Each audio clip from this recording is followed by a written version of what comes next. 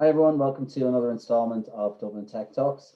As always, brought to you with the support of Icon Accounting. Icon provide all required services for professional contractors. So if you are a contractor or thinking about contracting, you should contact them for their support. Today we're going to look at digital transformation. I'm lucky enough to be joined by Maeve Kneafsey. Maeve is a seasoned entrepreneur, many years experience, and an early advocate of digital transformation, unlocking the potential for businesses. So really keen to hear Maeve's thoughts and insights on, what's a really topical item. Thanks, Maeve. Thanks for joining us today. No problem. And really keen to kind of jump into this in a little bit more detail. Clearly, it's a burning platform for a lot of businesses in terms of how they've had to pivot for a pandemic response. But I guess beyond that, you've got many years of what constitutes a good strategy and a good plan to deliver meaningful transformation through digital channels. So do you want to just maybe start by giving us a little background on yourself and how you became involved in this area in the first place?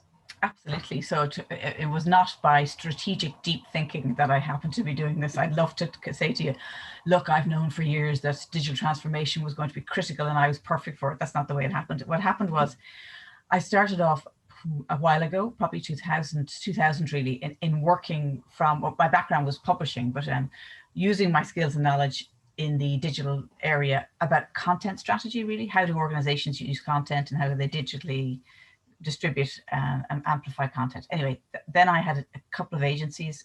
We had some of the earliest digital strategy and marketing agencies. But whenever you go in to do a project with a business, there's an element of digital transformation involved because you can't look at it in siloed.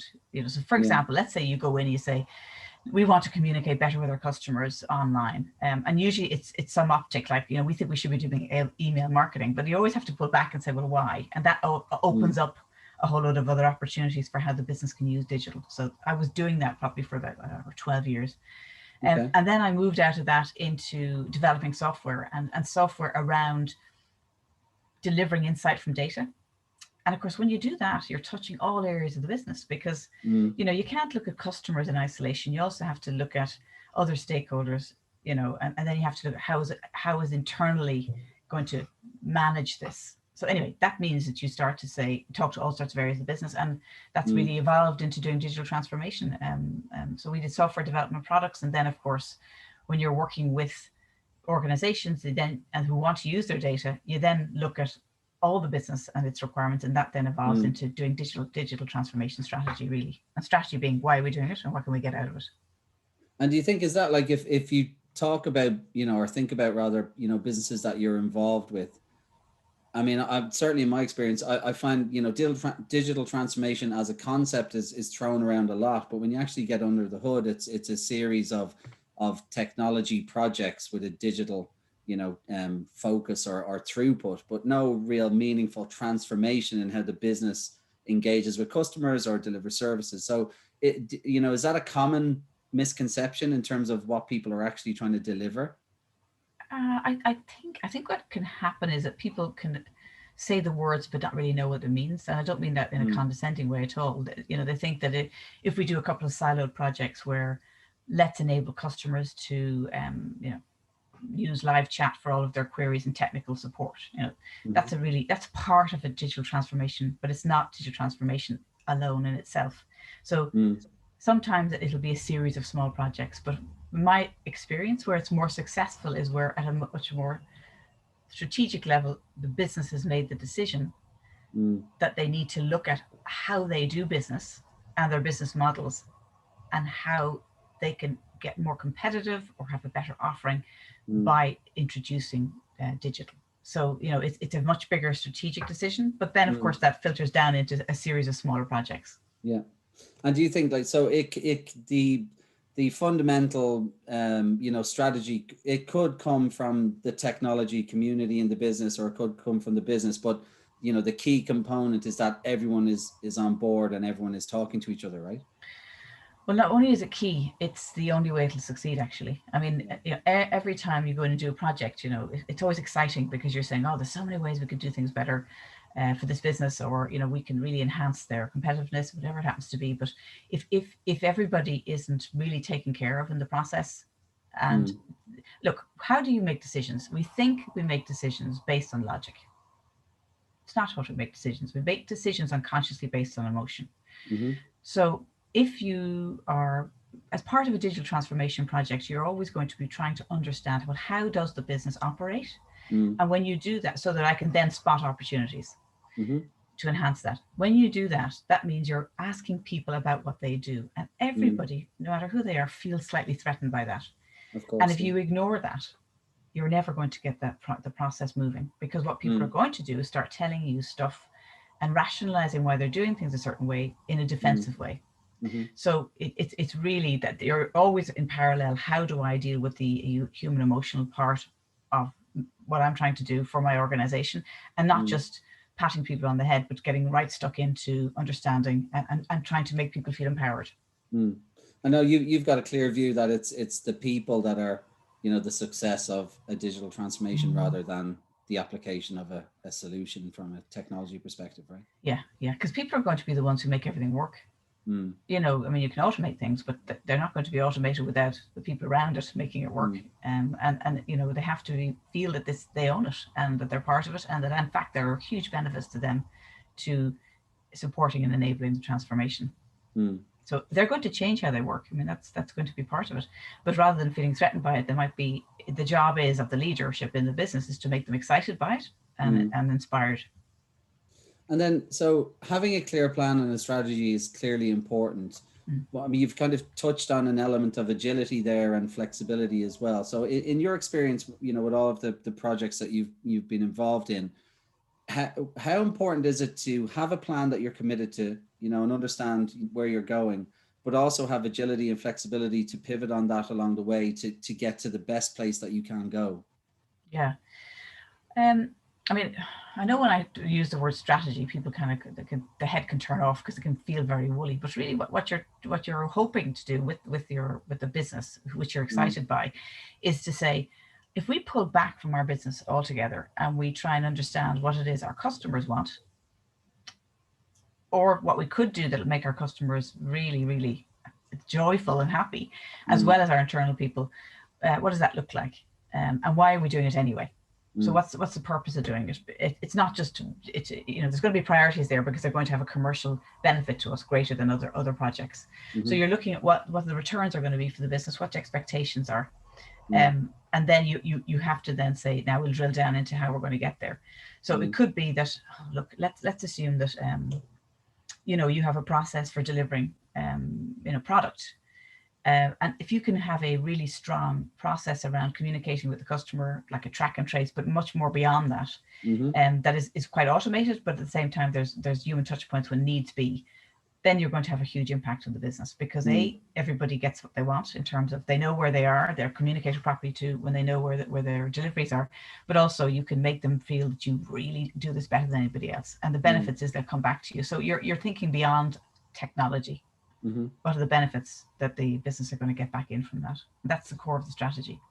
And then, in your opinion, now it's a very broad question, but what are the most common things that hold people back, either from understanding the right path to take, or once they're on that journey, not really, approaching the process in the right way? Okay, I can only talk about my own experience from what I've seen, but when you have a strong CEO, and I don't mean that as a domineering person, but somebody who really gets this, knows that their business can be very successful, and they win the support of their board or their stakeholders. Well, that's step number one. If you don't get that you're going to have a real problem. And then the ability for them to inspire everybody else in the business to buy into it. That they don't just say, oh God, this is a threat. They say, oh, based on what the leaders told me, right? I really want us to do this. And to be able to sustain that through the whole way through the project. And so there's, a willingness to evolve, because digital transformation is really a philosophy, I suppose, for the business, that we're going to transform and continue to transform the business to deliver efficiencies and better service for our customers, and that we can benefit from as a consequence. So it doesn't just happen as a project, it's ongoing. So I suppose everybody has to understand that, because they have to be willing to evolve with it. So it is a commitment to a continuous improvement and a continuous analysis of how you can be better. Do you think that people, have a tendency to lump it into a project kind of timeline and say, right, we've done that now, let's get back to work, kind of thing? Yeah, absolutely. You can see that happening. That's not really digital transformation. And you can have a framework where you're constantly evolving. That isn't painful. Usually there's an upfront piece of work to be done at the beginning to really give it a big push and get stuff in place and get a framework there. But an ongoing way of saying we review and we evolve, that's really what real transformation would be. And I think sometimes, sorry, I met this amazing woman in San Francisco, and she's a woman called Sarah Fry, Irish woman, and she is the CEO of a company called Nextdoor, which is a private social media for networks, for neighborhoods. But anyway, she says she loves having somebody, or would love to have somebody by her side who can take all the new ideas and technologies that are coming out and say, hey, listen, I've filtered through 25 of these. I think these two can apply to the business. We can use those to help us do what we do better. And I think that's kind of the mindset you need, is that it is constant, because there's new small applications that you can say, hey, if we grab that, we can save ourselves a lot of money, or we can really outdo our competitors. So you need to have that kind of mind. Good. And then in terms of like practical steps, have you seen any kind of tools or processes that really lend themselves well to pulling everyone together and giving a one view of whatever the problem might be? Yeah, I mean, look, all of these ways you do things, that you're coming from your own optic, aren't you? Your own experience. You're going to see it through that optic. And so if I was the head of IT, I might see things around frameworks, making sure we've internal communications, using things like Slack to manage the project, all that kind of stuff. And I agree, that's incredibly important. But I have found there's a mechanism for getting people on board that both gives you really good ideas of what you should transform, but also buy in across the organization. And what I use is a thing called customer journey mapping, which is not new, but it's become vitally important. And what that does is you look at all the stages in the customer experience. So it could be from, how do we make people aware of us and build our brand, that so that they start looking at us when they do want to make a purchase? How does that customer then do their research to find a product and make decisions? And then what happens when they buy? What's that experience like? And then what happens post-buy? Because we know now, because of analytics, that every stage in that process is so vital. And so much of the work before somebody decides to buy is happening without our involvement, because they're searching and doing the research independently. So if you work through with the team all of those steps, not only do they begin to see the ideas that can transform by using some bit of technology, what they're doing to make it better, but they buy into it, and then they start trying to help their colleague. It happens automatically because you're all in the room together.